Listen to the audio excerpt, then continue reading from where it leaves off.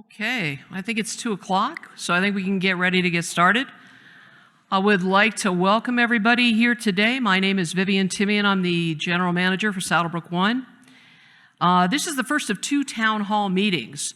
What we're going to talk about today, we're looking for feedback from the residents as well as any questions that you might have about the facility to this point. I will tell you that hundreds of volunteers have been involved.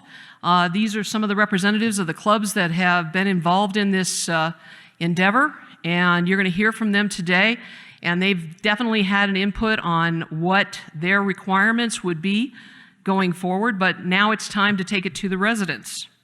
Our second town hall will be over in HOA 1, and that will be the one that goes into the cost analysis. Where we're at today is basically we've got the architectural and engineering drawings along with the renderings, and you've seen those outside. So you've had an opportunity to kind of get our vision of where we think we're going. And then the next step after the feedback from you folks, as well as feedback from the board, will be to go out for construction drawings, and then really go out and get some pricing and some definitive pricing on this project to identify exactly how much are we looking at in cost. And I know you all are interested in that because I already got asked that question today. By 2 people, actually. So I appreciate that.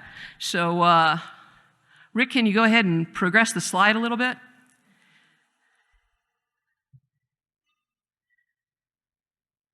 Next one up. There we go. Just some housekeeping things I wanted to talk about. I would like you folks, if you could, to place your cell phones on vibrate or silent during the presentation. Wanted to tell you where the restrooms are at. They're actually outside the outside this entrance, one on the left, one on the right. We are asking that you hold all questions until the question and answer period. This is a recorded event so that members that are unable to attend today will have an opportunity to hear what goes on and some of the questions that were asked. And we do ask that you respect each other's opportunity to see and hear the presentation. So next step, slide please. There we go. So why are we here at Desert View from Saddlebrook One? I think that's a really good question. What in the world are we doing all the way over here? We had to drive a mile. It is a long way. Had to park out there and walk in here. And the main reason is because, again, this has been a joint effort. We have several clubs that use our arts and crafts facility today. And we didn't just ask the HOA 1 people what would they like, we asked the entire club because we wanted to encompass all of the feedback from all the members that we have. And just out of curiosity, can I see a show of hands today? How many people are from HOA 1 that are in here? There we go. It's the HOA 1 crowd. How about the HOA 2 folks? And we appreciate you folks coming today to hear what's going on as well. The resident survey is what spurred this particular project on. And I will tell you that in 2010, we expanded our fitness center, and we expanded it, and we opened right after Thanksgiving in 2010. I think it was like on the 27th of November we opened. On the afternoon of the 27th of November, they said it's not big enough. And so, even though we did expand it, so one of the things that the surveys have shown over the years is we need a larger aerobics area, we need a larger dance area. So that's the thing that spurred this project on from the get-go. The other thing is that our arts and crafts facility was actually built in 1990, and that was well ahead of the American Disabilities Act. And so it does not conform to the requirements, and what we'd like to do is not only expand that facility and update it, but we definitely want to bring it into compliance with the American Disabilities Act. So that's a big portion of where we're here and what we're trying for. Can you go to the next slide, please, Rick? Okay, we're going to provide an update regarding the Creative Arts and Wellness Center project. That's what we're calling it. And we're going to answer questions from our residents. And again, I ask that you hold all your questions to the end, only because it'll just make a smoother flow for us. We really appreciate that. And due to the size of the audience, we would like to limit your feedback questions to 2 minutes. That doesn't mean you only have 2 minutes. You can always come back around. But we want to hear from as many people as we can today, and we want to get that feedback because that's the main reason we're here today, is to hear what do you have to say and what are your questions and what are your concerns going forward. And with that, I'd like to turn the presentation over to John Reed. He's our Director of Operations over in Saddlebrook 1, and he's gonna get a little bit more into the weeds on this project and what's going on.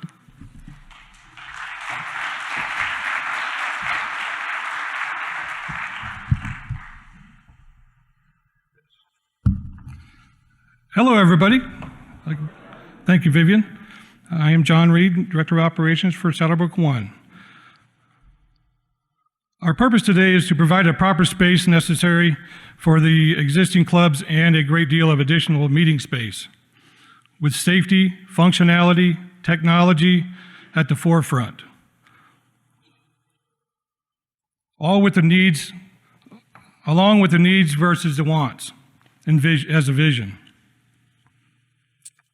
Enlarge and update the existing gift shop so it can better support all the creativity across the entire community and to serve as a welcome center for the facility.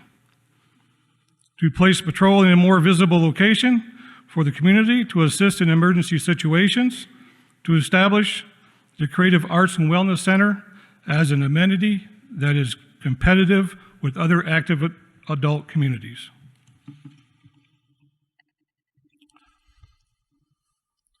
Initial planning for this expansion and renovation of the Arts and Crafts facility started in 2018, with a few surveys indicating that the community needed more fitness and aerobic spaces. Also, that each of the creative areas were becoming outdated and outgrown from a technology, useful, and space perspective. With the absence of a documented site plan that identified parking requirements, early in 2020, a parking variance was obtained from the Pinal County based on the community's unique needs. The COVID pandemic delayed our progress, however, provided the opportunity to better understand the needs of each specific group, as well as the necessary upgrades to modernize the facility with today's technology, energy efficiency, safety, and sustainability needs. Make no mistake, this project was designed by the residents for the residents. Our Property and Roads Committee created a task force of residents who combined have over 200 years of experience in all disciplines related to this project, including finance, architectural, engineering, roads, landscape design, project, and construction management, just to name a few. Also experts in all creative arts associated with the facility.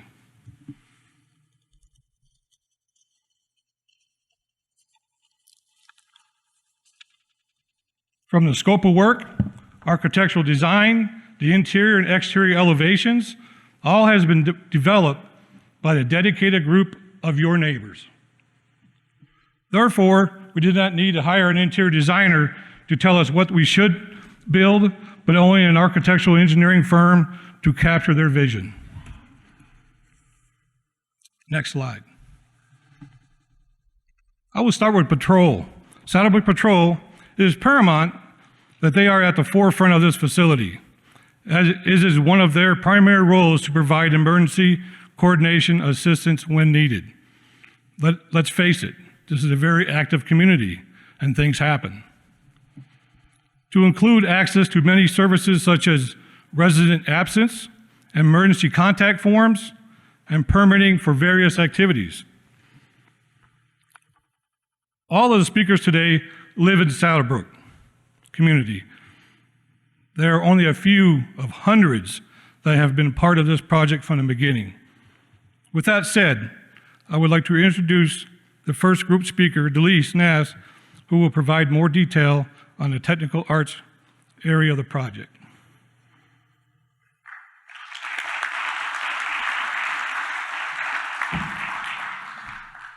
Thanks, John. So I'm Delise. I'm a graphic designer, creative director, marketing director, business development manager for several Fortune 500 companies. I'm also a part of several of the creative groups here in Saddlebrook.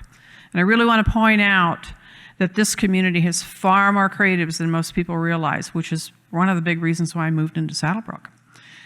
At the end of this presentation, we will all be here and available to discuss the areas that we're talking about as individuals. Could you change the slide, please? So this technical arts room, which is what I'm talking about, is truly a multifunctional space serving multiple groups community-wide, with a nod to the needs of the tech-savvy side of the creative process today and into the future. This room will provide an educational space for all the groups within this facility and across the community. With mobile cameras and screens, participants can interact with other creatives within the facility or across the country. It will speak to the needs of the digital arts community, which is currently underserved today, and to the next generation of retirees that are already starting to move into Saddlebrook. AI is already a substantial part of our lives, and this is a space for learning how it works and how to utilize this technology to enhance our lives. With a softened surface on the floors, drop-down and fold-up monitors, and desks that fold up into the walls, this room can also host a calm and relaxing yoga session or meditation, or a gaming session that will excite younger attendees, giving our community a competitive edge into the future. The larger format printer can print your digital painting on a canvas or a fabric, which can then be utilized for a fiber arts piece or quilt in the other room within the facility. Competitive communities successfully entice younger homeowners meeting their needs with new and modern amenities like this space. This is truly a differentiator for us, this space.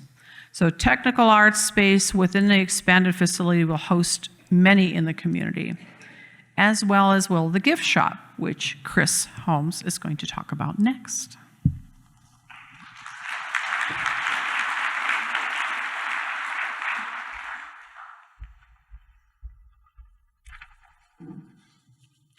Good afternoon and welcome. My name is Chris Holmes and I'm here to represent the gift shop. With the American flag flying out front and the open sign in the front window illuminated, the gift shop is the perfect entrance into the Creative Arts and Wellness Center. We're open 6 days a week from 9 to 4. I've been a member of the gift shop for 30 years. During that time, I've come to realize what an important amenity it is for our community. A resident attendant on any given day gives a personal touch and a positive experience to all visitors, including our talented Saddlebrook artisans, as well as home buyers, realtors, and guests. It's an information hub for all types of visitors, as well as customers. We're looking forward to a much-needed expanded space. If you haven't been to the gift shop, please stop by and enjoy the quality of art that's here in Saddlebrook. If you have any questions, I'll be available after the presentation. Now I would like to introduce Janet Frost with Fiber Arts. Thank you.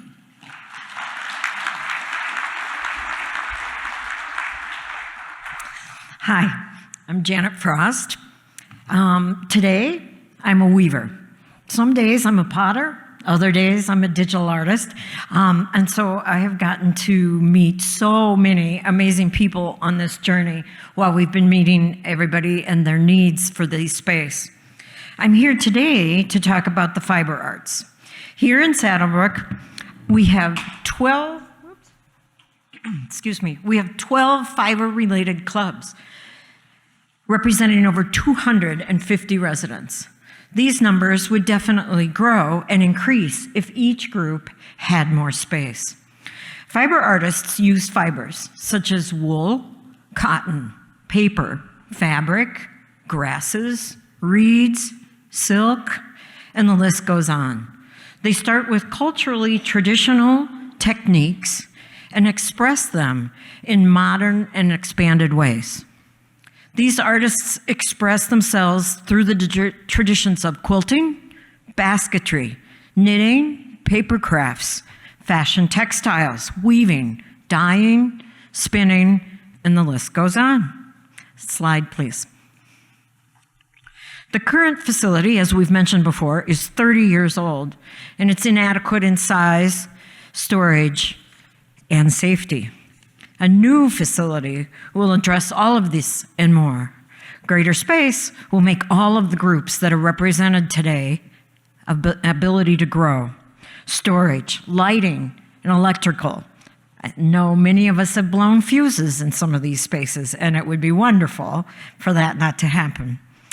Ventilation, sinks, water, acoustics, connectivity, and display cases are all going to be available with this new building. In addition to expanded meeting space, as Delise talked about, in the Technical Arts Building.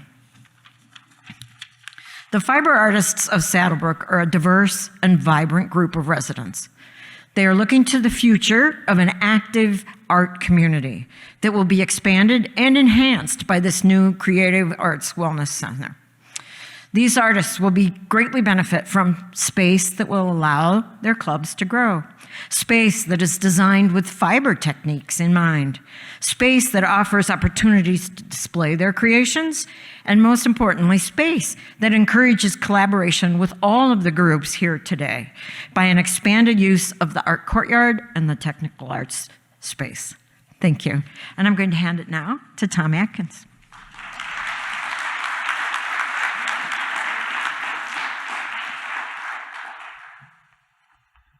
Thank you, Janet. My name is Tom Atkins, and I'm representing the Pottery Club. Our club is composed of artists that create clay art pieces. You may be familiar with several of our community art pieces, including Lizzie the Lizard, that's on Ridgeview Boulevard, and the pizza wall that you can enjoy in the Roadrunner Cafe. Slide, please. You may, would like to have our club thank the HOA for the studio that we've worked in for over 30 years. The space has worked for us, but it's showing its age. As the club has grown and the space is no longer adequate, and also impacts our operations and our membership. Due to space constraints, we now limit the number of new members annually.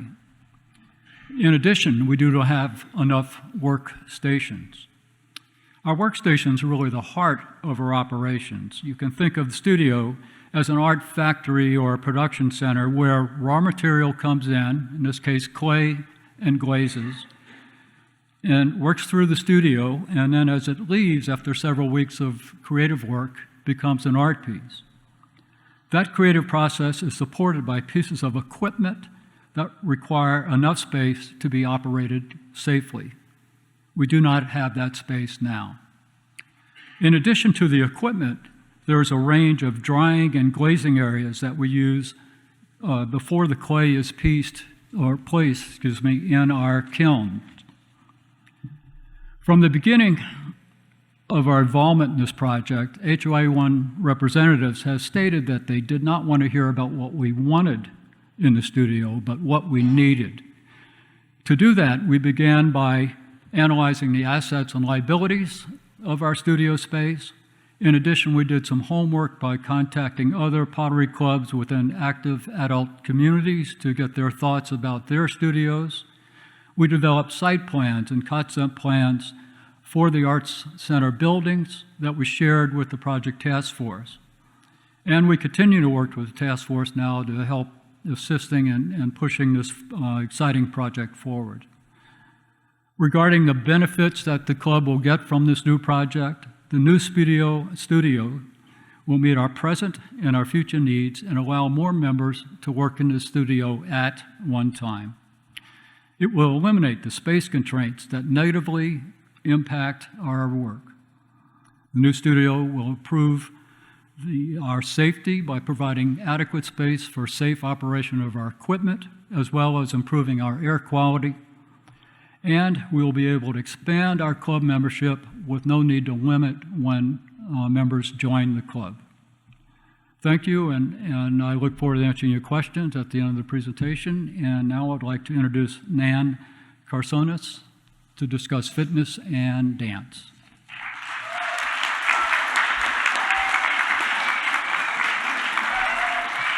Every time Tom introduces me, he gets better at that last name. So he should get a round of applause just for being able to do that.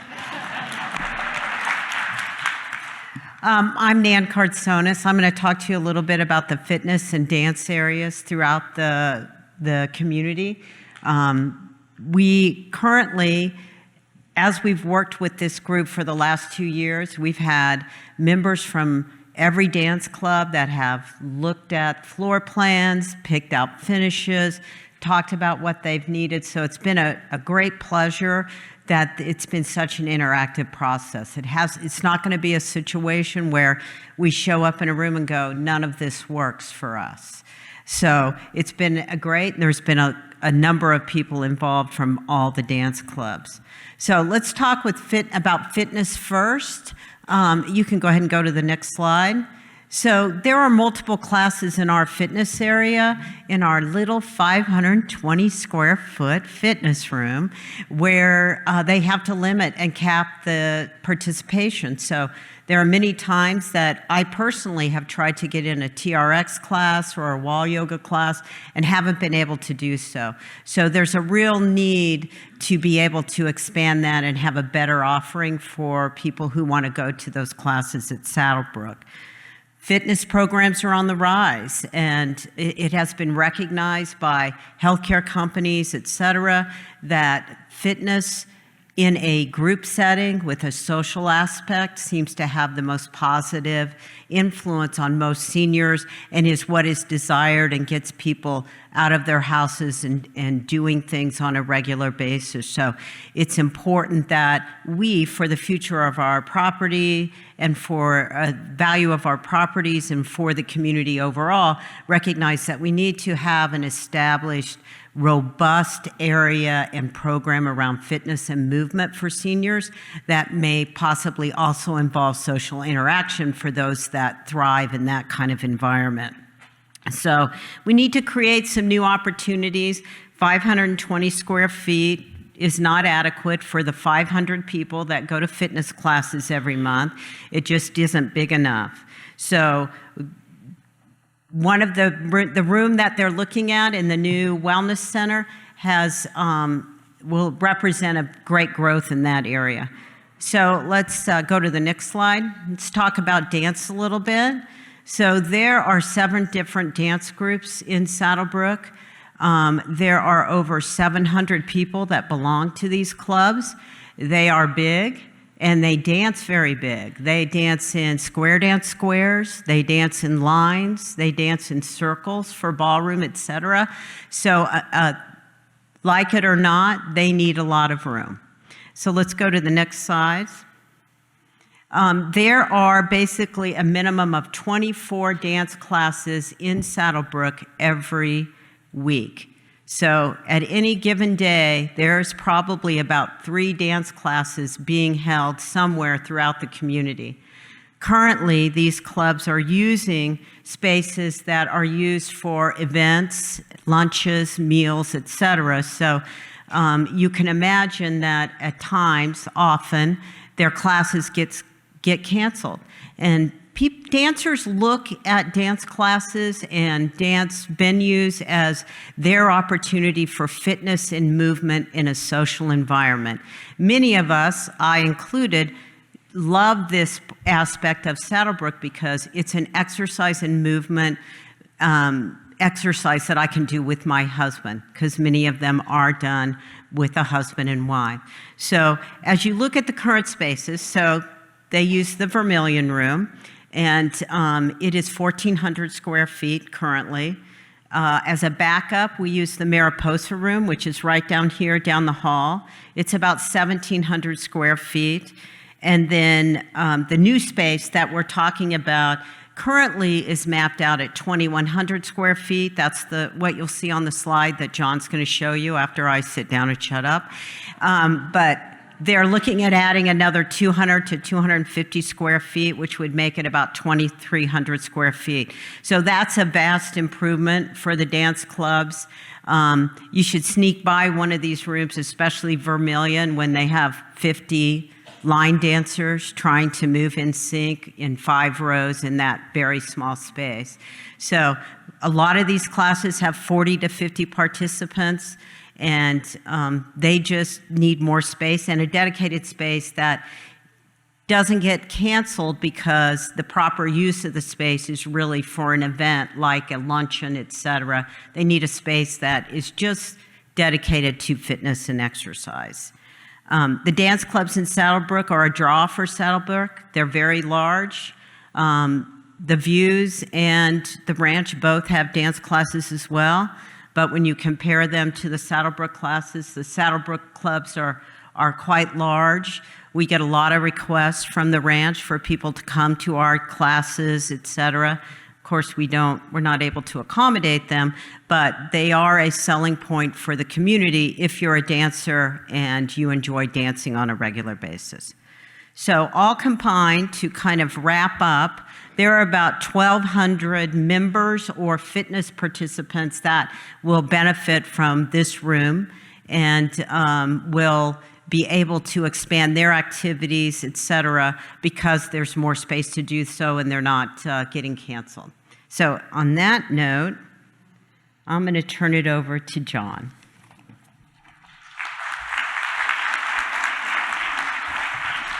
First things first. Give me 1 second here.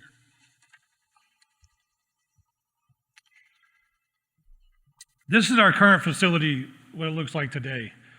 For orientation purposes, the fitness center is over in this area. Built in 1990 with minor changes since. You can see after 35 years it is weathered. You can also see the potential space available to expand with a new design and would utilize the entire space. This here is the current fiber arts area, and in the middle there you have a small, very small 500 square foot fitness area, and then the rest of this is pottery. Of course, this is the gift shop and restrooms and things like that there. But you see this entire footprint area here is opportunity. Next slide. Conceptual space. This is my favorite slide here. As you can review the slide, I'll go review here some more as well. The pottery area currently is at 1,200 square feet. We're going to propose 3,100 with an increase of 1,800. Dance is getting considerably larger. And this 570 square feet is the square feet that's physically in the current arts and crafts building, not the space that's in the fitness center. And we're going to increase that by 1,500 square feet. Fiber arts from 900 to 2,000. Technical arts is a new amenity. We're going to about 600 square feet there. Gift shop basically doubles. Patrol is moving up there from, and then restrooms and of course utility closets. The current facility does not have any utility closets in it for like janitorial purposes and things like that. This would be a big plus to be able to keep that place clean. Next slide.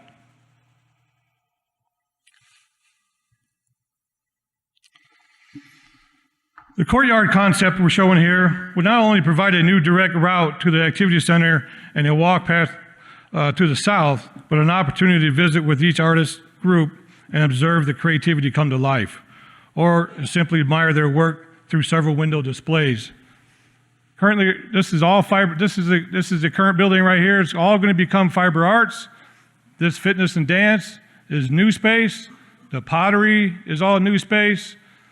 Yes, there is a building here now, but it's going to be demoed, and we're going to put the patrol up front, gift shop, 2 restrooms, and the technical arts. And then, of course, you have your fire riser room, a couple other closets, and things like that. This is the courtyard area, and as you walk through here, you'll be able to go down to the activity center to the south here. We'll probably come back to that slide. Next slide.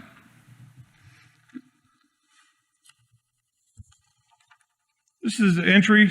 Patrol is over here to the left. And of course the gift shop. And this is the existing area of the fiber arts, which is just going to get extended a lot further down. These are just renderings we got from the architectural firm. They're pretty good representation, but they are just renderings. Next slide, please. The courtyard. Very nice area here. You're actually walking into the courtyard, and this would be the route to the activity center. Over here is the fitness center, or the fitness and dance, and the pottery right here. And over here is the restrooms and the technical arts area. You can see the display windows here in the pottery area where you can walk through here and see what they're making on a daily basis. Currently, this courtyard is going to have a partially covered area where probably 2/3 of the sides are going to be covered, and then the center will be semi-open to allow natural light to come in.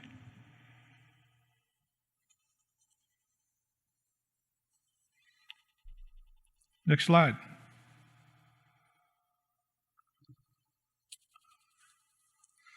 A few takeaways. As you've heard today, this has been a resident-driven project. More space will allow expanded membership opportunities to all communities. Studies show that being part of an active group, whether it be fitness, dance, or general creativity, makes us all healthier. Quality amenities attract home buyers and increase home values. There's still a lot to accomplish. First, finalize the design. This will be accomplished by conducting additional meetings, planning meetings, with each of the groups and possibly some of the ideas you bring forward today. Then use this information to complete the construction drawings. And obtain a cost estimate from a qualified source. Conduct our second town hall to announce the final design and construction cost. Send requests for proposals to a minimum of 4 general contractors. And a team effort to review and interview the proposals in great detail for selection. Then we're going to present our recommendations to the Board of Directors for approval. Then send the construction documents to Pinal County for permit review and start construction. I hope everyone has enjoyed the presentation. If you would like to get involved, please reach out to any of the groups you heard from today or myself directly by phone, email, or just stop by my office and talk about it. I'd appreciate the input. At this time, we would like to hear your questions and ideas. We would like to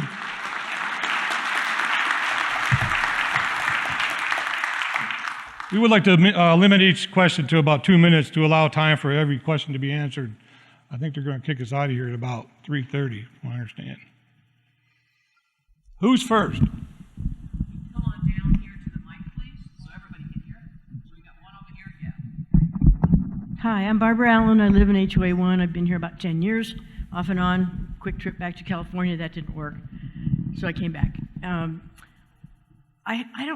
don't participate in any of these activities because the classes, to take them, to participate, you have to come like at 8 or 9 or 10 in the morning and spend all day to learn how to use a kiln or whatever they're teaching you. Well, I used to do all this stuff, but I don't get up early. I mean, how many people are retired here that sleep in? And to get up at 8, 9, or 10 and get there to learn how to use your equipment is difficult. Now that we're going to expand it, can we do the classes, some of them in the afternoons? I mean, I was a night nurse 20 years. I don't go to bed at 10. I go to bed at 11 or 12 or 1 or 2 or 3, sometimes 4. And if I do get up at 8, I'm a zombie. So please consider when we have more people moving in and maybe younger people coming in, they might want to take classes in the afternoon at all these pottery and fiber and glass works and all this stuff. Thank you.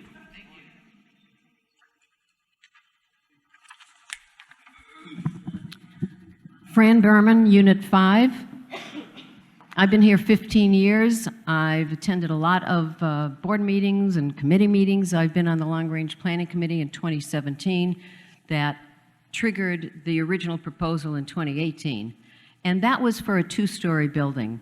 I love the ideas here. I don't see how you're going to accomplish it with the space that you're proposing. Back in 2017, the elephant in the room here is parking. The front of the clubhouse could be expanded out if we had more parking. We could have a 2-story building if we could have more parking. So what about parking? Well, when I was on the long-range planning committee, I suggested that where the bocce ball courts are, that parking lot slopes down quite a bit. And if you think out of the box, you could have the back half of that second tier of parking. What would you do with the bocce ball courts? You can move them elsewhere. You could put them on the top on that second tier. But that would really open up the possibilities to have a 2-story building here. Yes, you're going to spend $85,000 to $100,000 for an elevator. Yes, you're going to spend whatever it takes to build a stairway up to the second floor, which is what we have in the main building, the main clubhouse building. But you will also get something that will take you years and years and years into the future, whereas needs change, the space can be renovated to provide additional needs. I want to say one more thing. Lots of people have been involved in this, except for the people who don't participate in these clubs. I participate in a lot of activities here in HOA too. I am the active adult. I'm 75, I ballroom dance, I line dance, I go to lots of fitness classes, I'm in ILR, Institute for Learning and Retirement, I play Mahjong, I'm in the ballroom dance club. So I am the active adult, and I don't see anything here, unless I want to join just those clubs, that's going to provide anything for me. And the current fitness classroom has never been expanded since the beginning. In 2010, when that fitness center was expanded, the classroom stayed the same. This needs to be a 2-story building. Find a way to expand parking so that we can get the permits from Pinal County and really plan for and build for the future. Thank you. Thank you. Yes, ma'am. I'm Joanne Thomas. I have been attending the fitness classes at HOA 1 for about 15 years. My question is, where are you going to put the fitness machines? I didn't see anything about that part. Currently, the area we're building is for fitness and dance, and fitness meaning like aerobics classes and things like that there, and non-equiment related classes. The equipment will be As far as the equipment, like the presently is? balls and the stretch and the T-Rex and things like that there, those will be mounted to the wall, but there's not going to be like a treadmill or anything like that installed. Where are the treadmills? Treadmills are in the fitness center next door. And they will stay there? Yes. Yeah. Okay. Good question. Please, we welcome all.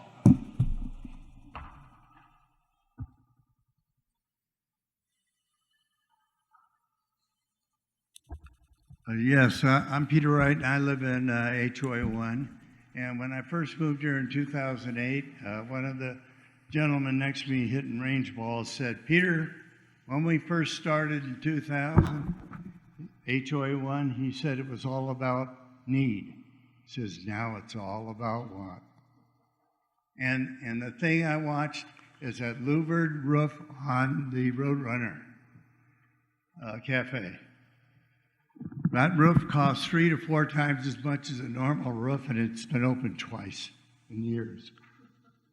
So we don't want to repeat that, is what I'm saying, all right? So we have to think it all the way through, be sure what you're doing. The other question I ask is, I know this is going to be expensive. You have to tear down some stuff, and you have to build. It's going to be expensive. 60% of the residents in all of Saddlebrook are HOA 2. So is HOA 1 going to finance HOA 2? Or is this going to be a 50-50?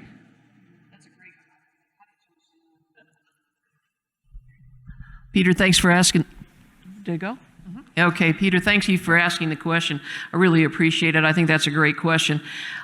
We have an amenity that has not been maintained. It's been maintained from a cleaning standpoint and just making sure that it plods through every day, and that's our arts and crafts facility. But we have not updated that facility.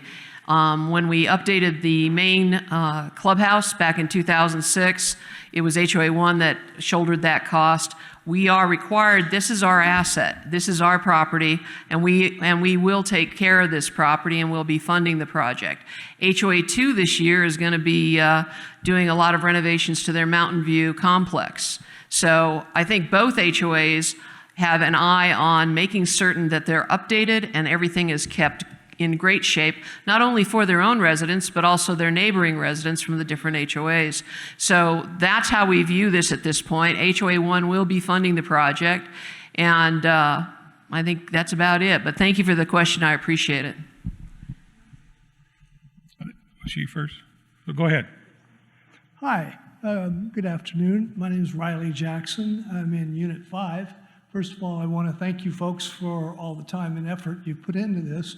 I know that it takes a lot of both, and it's really appreciated.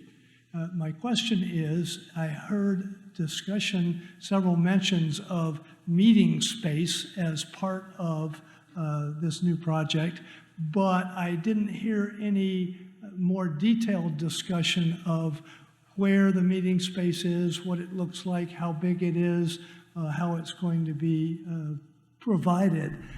And meeting space is, as one of the previous speakers mentioned, a big need for both HOAs. So I'm especially interested in that as a representative of the ILR. Well, we often have no room for classes that we want to offer because we don't have meeting space. So I'm real interested in the meeting space. So that's the technical art space. We're calling that the technical art space because it will. You had it up there. Yeah, it is also a meeting space. It will be a highly wired, highly sophisticated room with monitors and things that can, so if you wanted to do a Zoom session or a Zoom training with somebody across the country, you'll be able to do that. So that will be the meeting space. There'll be printers in there. And we'll actually have an outside scheduling for all of these facilities, especially that one, because it is a multifunctional space. And it'll be a very comfortable space. So the acoustics are set up so that you can have conferences without any kind of interference, as well as across the community, you can have somebody in one place talking to people within the technical arts space. How many people will it accommodate? That's a good question. I'm not sure exactly. Rough guess. 200? There are room for Probably about 12 to 15 people. tables. That space is right there up on the screen right here. It's hard to see from here. And we're going to have some the plans to have some fold-down tables. So there's 8 tables. You figure it can do 2 at each table there. So 16. yeah. So, But we can also put chairs instead of having the tables fold. Tables will be against the wall or folded up into the wall. You'll be able to actually set a whole set of chairs in there, and then the big monitor will be at the end of the room so that you can do a Zoom or any kind of interactive meeting. so again, the number of people, we're talking maybe 20? I'd say more like closer to 40 if it's chairs and we stack them, the way they should be. All right. So. Well, that'll help. Thank you. Yeah, it's a start, right? Hi, I'm Carol Gordon, and I live in Unit 36. First of all, ditto, thank you for everything that you do, and thanks everybody for being here. I'm a member of the Saddlebrook Winds and Strings Band, and I'm sure some of you have come and seen our concerts and seen what a great job we do. Unfortunately, they kick us out and we have no place to rehearse. So we go to the Methodist Church half the time on Oracle Road, and they've been very kind, wonderful to us. But that shouldn't be. Also, we have a problem, the podium stand that the conductor stands on. Somebody has to drag it back and forth from his house every week. There's no place to store it. Nobody will give us a place to store it. Now we have timpanis, kettle drums. Somebody has to come with a truck or a van and bring them back and forth, back and forth. We bring money into this facility. We have gotten about 350 people coming to all our concerts each time, and it's income provided for all of Saddlebrook. Why can't we have a space to rehearse in? And that's it. By the way, I'll put a plug in. March 22nd. Come on down and hear the concert. I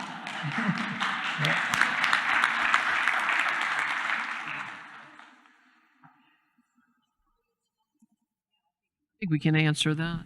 Hello. You guys want to answer that? Yeah. Thanks for the Hold on one thanks second. for the question. What we're hoping. Am I on there? I'm sorry. Can you hear?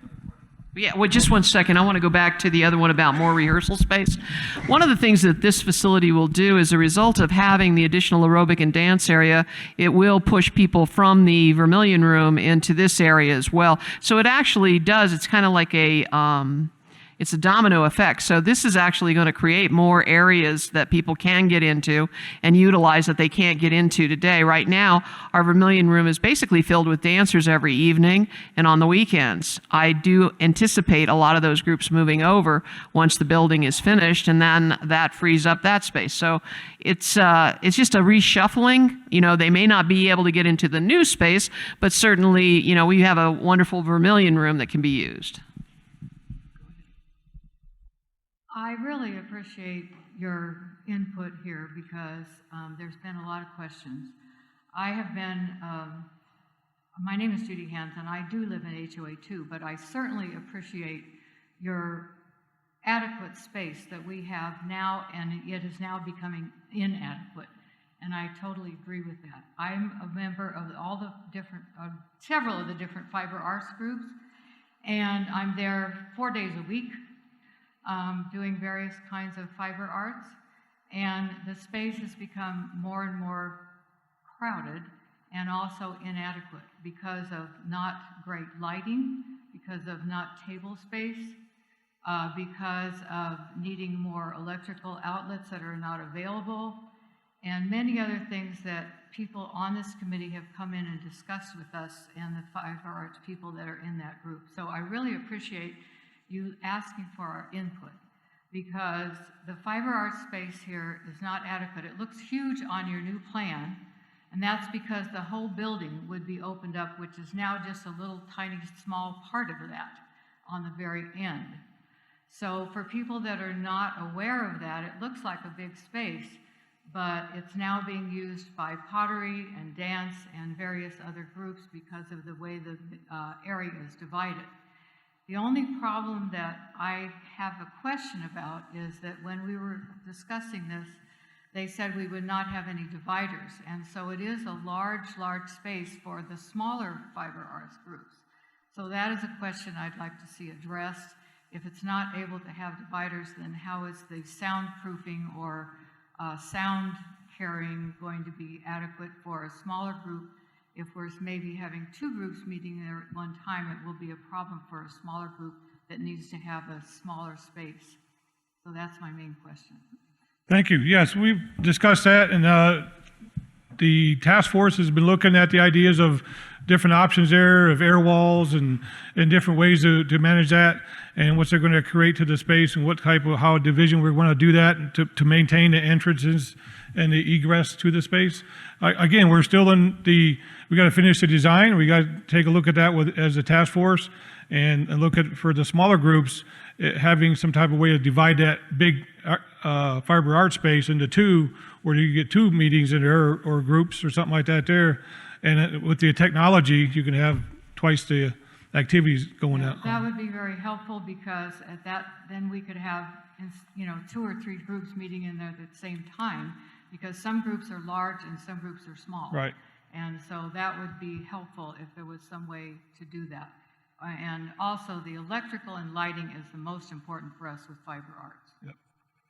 And those are the big upgrades we're trying to work through to make sure we accommodate all the different groups, because that space gets utilized by more groups and different types of groups in that space, and try to make that multifunctional, multi-use to accommodate all those different groups, from quilters to beaters to knitters and things like that. They all have a different workspace area they have visioned, and trying to develop a way to get that functional for all of them is our challenge. And we will meet that challenge.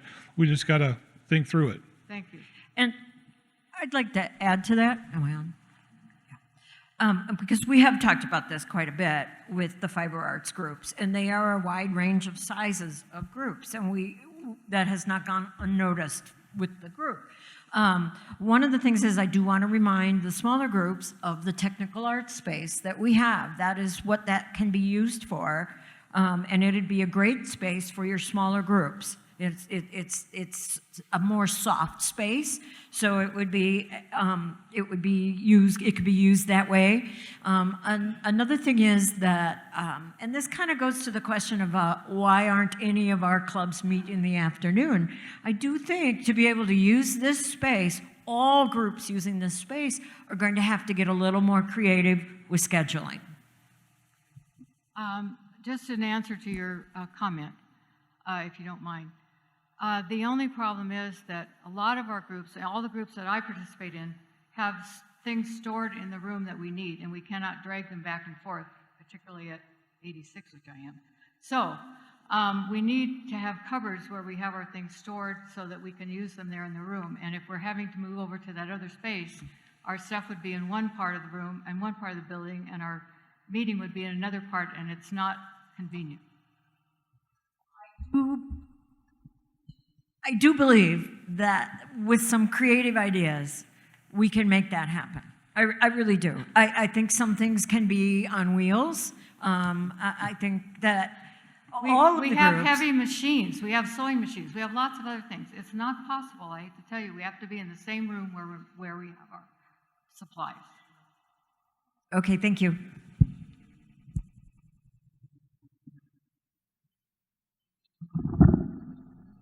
Area 4, Unit 21, Lot 2, 20 years in HOA 1, 51 years in HOAs. I'm mainly a photographer. I don't see anything for photographers. Maybe it's in technical arts, maybe it's not. The way I look at this is this going to meet the needs of future homeowners? So what I did is I looked at Saddlebrook Ranch, 16,000 square feet, woodworking, jewelry, lapidary, and a bunch of other things.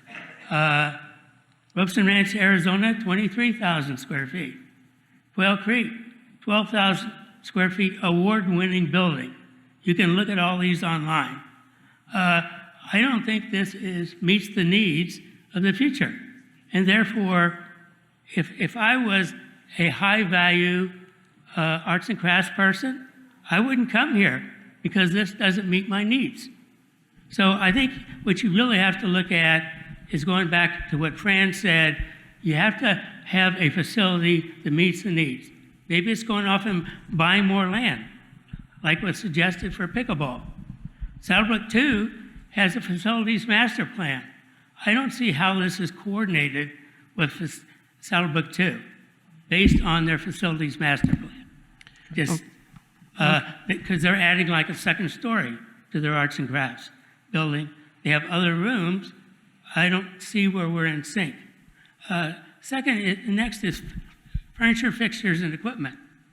The key to this building working, like the ranch, is having incredible furniture, fixtures, and equipment, like the woodworking at the ranch. I don't see even, after working on this since 2018, I don't see any list of equipment. I don't know whether it's in the cost estimate or not, because I don't see a cost estimate. I don't see a timeline. Is it the same as the timeline in the 10-year forecast back in 2018? Or is it a new timeline? As a former project manager, I see a lot of things that are needed in this project. Thank you. Well, thanks, Harry. I want to address a couple of things. Is this going to meet the needs of future homeowners? This is taking a facility that's roughly around 3,300 square feet and turning it into well over 11,000 square feet. This is also a facility, and this is one of the things about Saddlebrook that was designed in 1996, and it was started by Ed Robeson, and basically what happened was half of the arts and crafts ended up in HOA 1 and the other half in HOA 2. So when we talk about what what's offered here at HOA, at this community, you're not just talking about HOA 1, you're also talking about HOA 2, because 50% or even 60% of the arts and crafts are in fact offered over at HOA 2. And again, as you said, they're looking at expanding theirs sometime in the future. I'm not sure what their timeline is. So we believe that given the constraints that we have and given where we're at right now, we believe that it will meet the needs of future homeowners. Will it meet the future needs of homeowners in 30 years? I don't know. 30 years is a long time down the road, but I do believe that we are looking, between the 10 and 15-year range. Furniture, fixtures, and equipment, again, that's part of the final cost estimates, and that will be identified in the next town hall meeting, as we said before. And the timeline, right now, again, we've done the architectural and engineering drawings, and that's what you're seeing today. We're getting your feedback, which has been very helpful, and we appreciate that. And then the next thing that we're going to be doing is incorporating some of this information back into the designs, and then going back to our architects and engineers, because we're not done with them yet. This is not the final design. I will tell you, this is definitely not the final design, because it's still in architectural and engineering. So we'll take this information back, and then what we'll do is we'll go to the board when we do believe that the final design has been met, and we'll get an okay to proceed. And then we'll obviously go out and do the construction drawings, and that's when we go out for bids. So that's our timeline, I think. Yeah, go ahead. So I think it's coming on. Hello? Okay. There we go. So I wanted to talk to you a little bit about, so I'm very much also, I'm a creative person, but I'm also a data miner. And so I know a lot about upcoming demographics of people that are going to be coming into Saddlebrook and so forth. Harry, you talked about being a photographer. If you were a photographer today, you are a digital artist. That technical art space is very much geared toward the digital artist. And that was really a real push to try to get people to understand what that space might be utilized for. But that certainly is well above what any of the communities around here are doing. We actually toured there's roughly 15 active adult communities right here in the Tucson area. We toured 5 of them. Nobody had a space like what we want to do with that space. So that really talks to the next generation as well as what our current needs are. We know all these multifunctional things going, but when you start to look at the demographics of people coming here, they may be gamers, they may be people that are all technical artists, and so that's what that space really does talk to, and that's really a differentiator for us. Nobody else in this area is doing that today.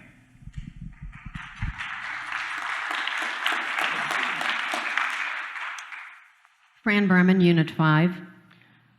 With regard to the remark about HOA 2 people using HOA 1 facilities, we're paying for it. HOA 2 has spent a lot of money on a lot of their facilities that HOA 1 people use, and HOA 1 has not paid a penny, okay? So it's a give and take.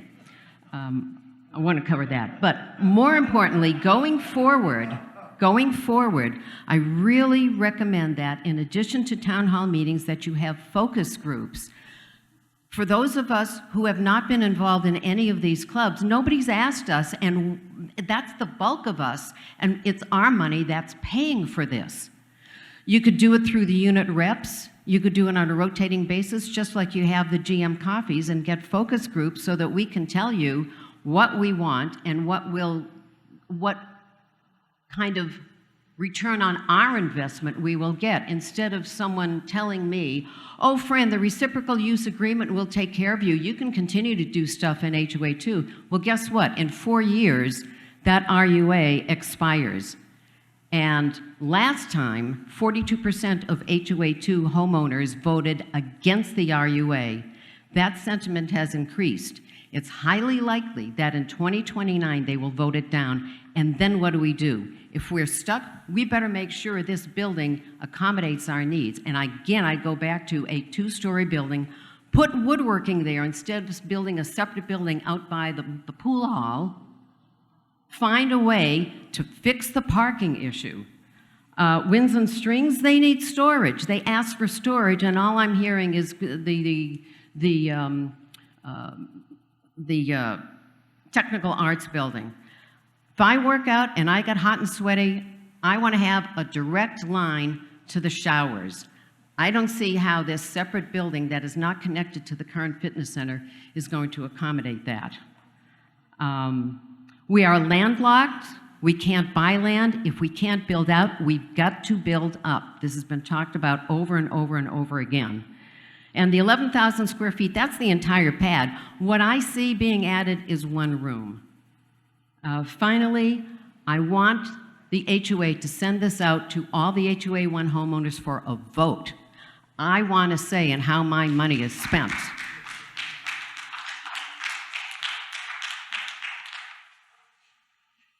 Hi, my name is Ellen Avenoso. I live in Unit 9, HOA 1, and I use a lot of the facilities, and I'm very pleased to be here and to have the access to all of them.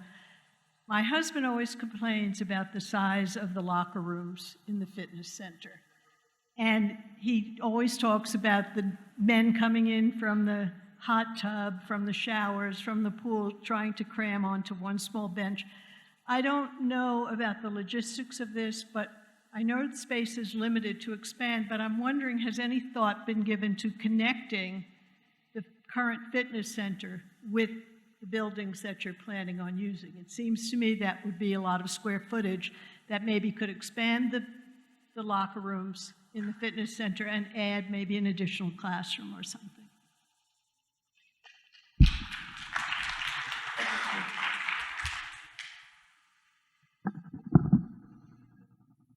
My name is John Harden, and I'm the president of the Woodworkers Club.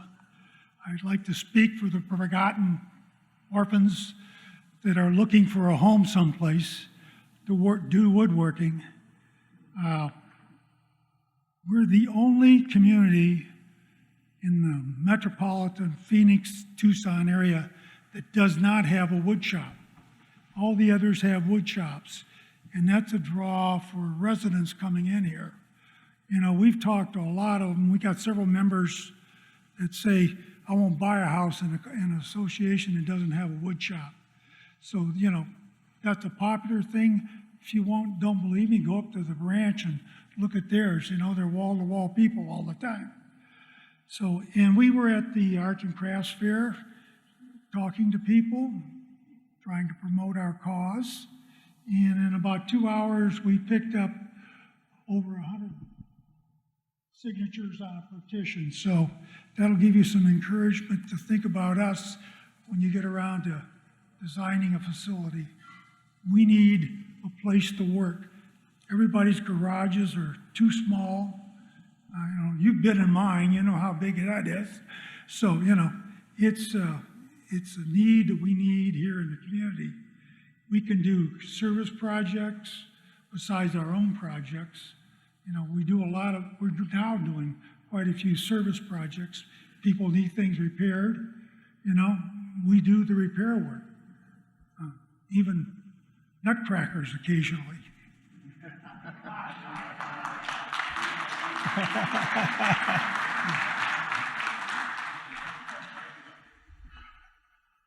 Hello, my name is John Davis. I've been a homeowner since 2012. I'm on the Finance Committee, and first of all, I'd like to applaud these committees for all the work that you've done. I'm 100%,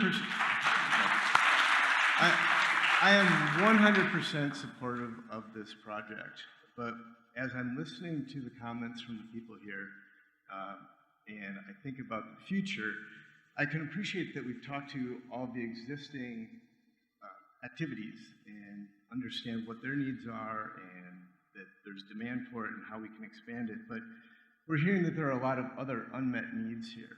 And when I look at that footprint, yeah, 11,000 square feet, but a lot of that is just community area in terms of walkways, and it's beautiful, but I would encourage us to think bigger. And there's probably a way that we could use that entire footprint. We'd be adding additional meeting rooms. We could have a place for the music people to practice. There's so many other things that we could be doing with this square footage. I've even heard, I think it was Fran who was talking about the concerns of parking, but if we were to really think big, we could think, well, what if we had a slab and we had parking underneath? So what I'm getting at is I would encourage us, yes, get the estimates on what it would cost to build out what we're doing right now, but give us an alternative. Show us, well, what if we were to just really think big? What would that cost? What would that look like? And then as you put it out to the community, then we have more to go on and more to choose from. And it might also lead us to another situation where we say, you know what, somewhere in between these two is right. And the reason I'm asking us to do this is, it's been 30 years since we had this, since our first one. We're looking for something that's going to last another 30 years. And you know, if we're going to spend the money, let's do it right. And if we have to spend 20% more, I'm all for it. I'm on the finance committee. I know there are ways we can do this. So thank you for what you're doing, and thank you for listening.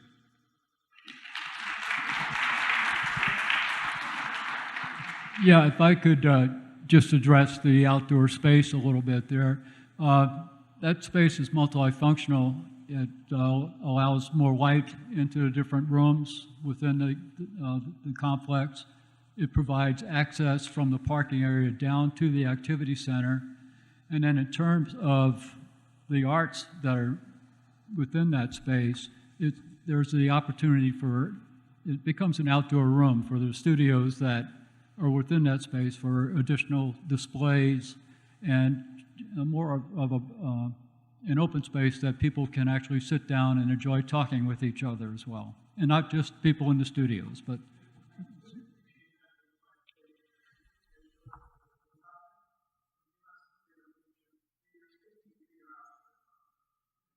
okay, and that's something that the group could talk about, but the open space is an important part of that formula as well. I'd like to say something that, you know, I'm not a resident, at least not yet. In a couple more years I will be. But, you know, we have, like I mentioned, that 200 years of experience with the group we have. And that experience, it was speaking volumes, and we dissected a lot of different ways and different methods and different ideas and this and that.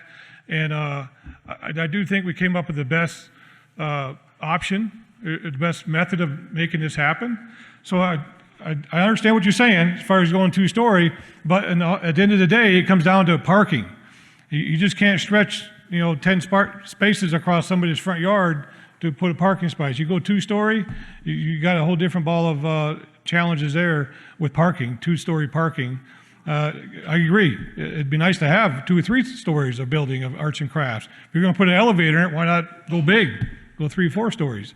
You know, but again, it all comes down to where they're going to park at to utilize the space. I think it's one bite of the apple at a time from this space, and then obviously moving forward, the next facility is doing something to add more amenities from that point.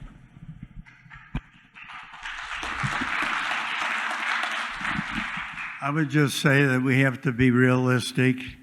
I've been here in HOA1 since 2008. I haven't seen one new house built in HOA1 since then, or even before then, after 2000. There's 2,200 homes, that's it. All the time I have been here, I have seen new houses built in HOA1 constantly. 2. And they haven't stopped. All right? So when I say 60-40, 60 HOA2, 40 HOA1, that's conservative.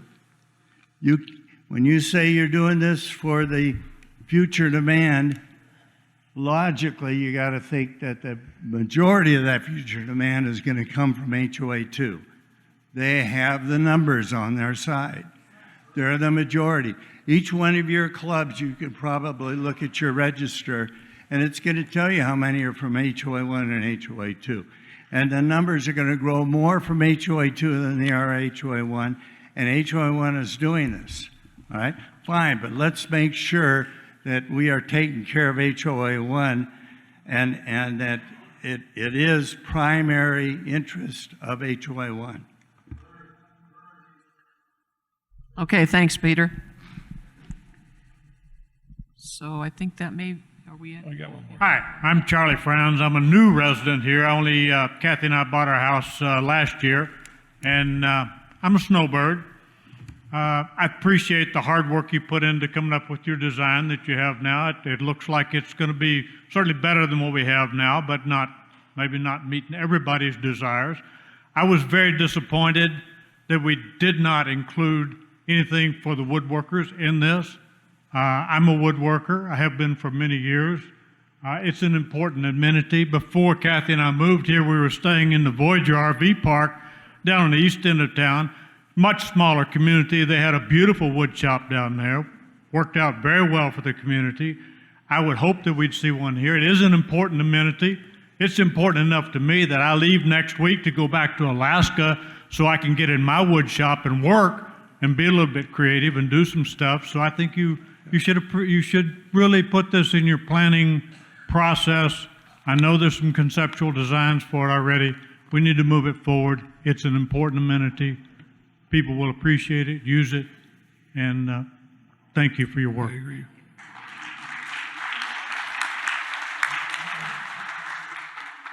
A couple more are coming over here. Hello, my name is Jonathan. I'm in Unit 2, and I have absolutely no artistic capabilities whatsoever, but I still would like to support all of those people who do.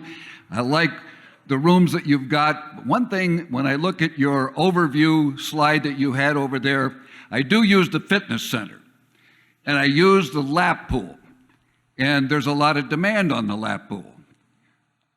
When it comes to lap pools, that's a lousy lap pool. There's 4 lanes. How many of you have ever swam in a lap pool here? Oh, a lot of you. Then you know. There's 4 lanes.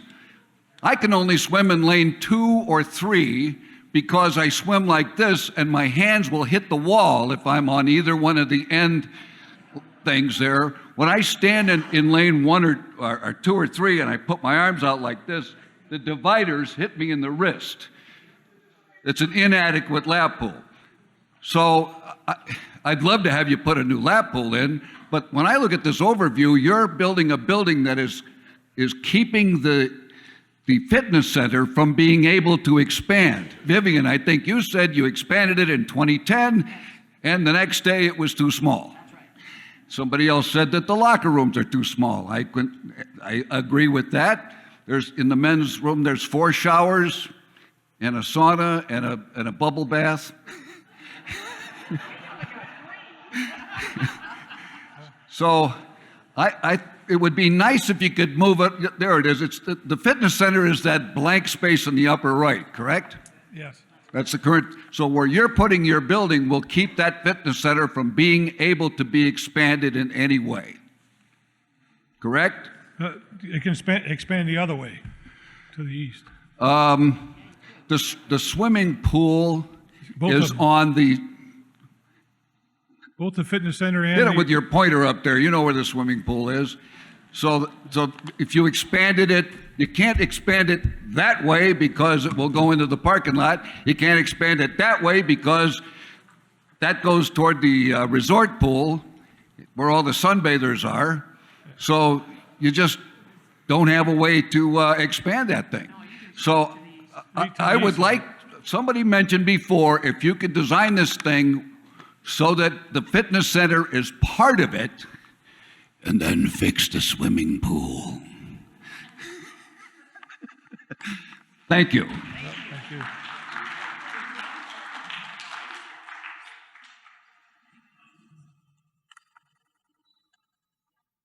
Yes, sir. Thank you, John. My name is Bruce Stead, Unit 9. I've been here for 4 years, and I just have a feeling, a gut feeling, that this project is going from an inadequate facility to a slightly more inadequate facility. It just looks to me like it's too small. I saw those 2 people out in front. They look big compared to that building. There's something, John, question for you. The utility room you have, how high is the ceiling? Currently, it's 9-foot ceiling inside the utility room. 9-foot ceiling? Yep. Well, then you're limited to a lot of things you can't do in that building. You can't play volleyball, badminton, or not a lot of things. So it seems like you're not, it doesn't seem appropriate. I think when we're going to do this thing, we need to do it right. We have the money for it, and I think we should make sure that everybody is adequately taken care of and projecting for the future.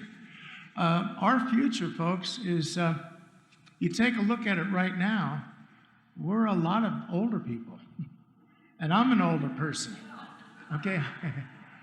And who's going to take over for us? Younger people. And they're going to be much more active. They're going to want to do a lot of things, and they're going to utilize this building. And I want to make sure we're prepared for that. One other comment I have, and I'm not much into design or whatever have you, but I think if I was doing it, I think I see a lot of wasted space in that courtyard. If you didn't have the courtyard and you had your entranceway to all the different rooms and around the outside, all you would need would be a sidewalk. And you'd have all that courtyard space that you could take and increase each one of those rooms by a lot. That's one of the suggestions I would do. But, thank you again for all your effort. I know you've worked hard on it, so I applaud you.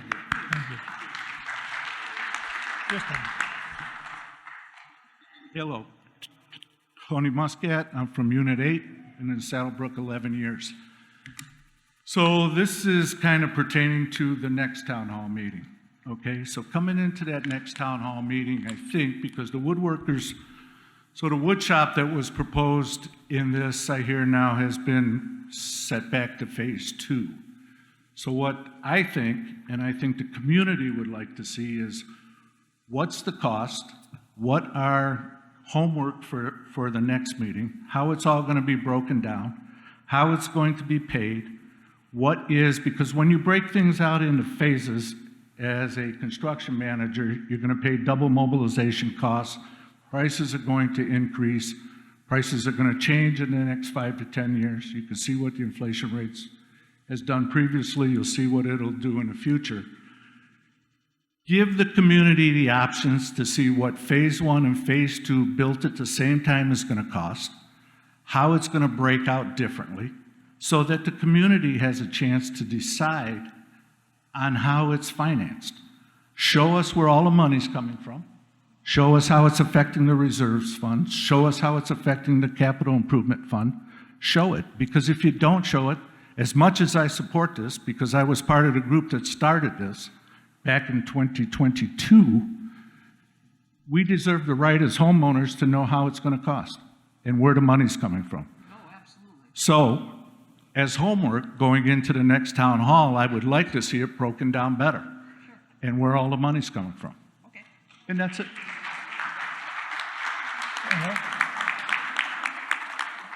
One more. I think he's waving at me up there. I'll be quick. Harry Ford, Unit 21, Lot 2.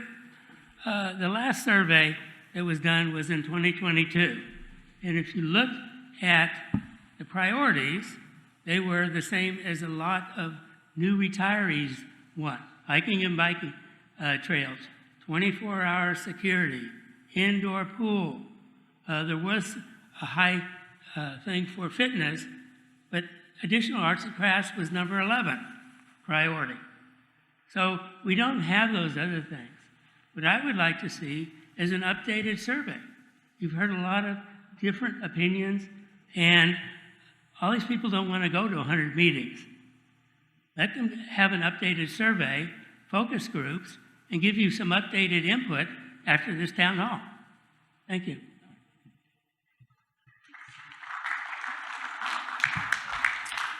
All right. Well, thank you all for coming. Please join us to the next town hall.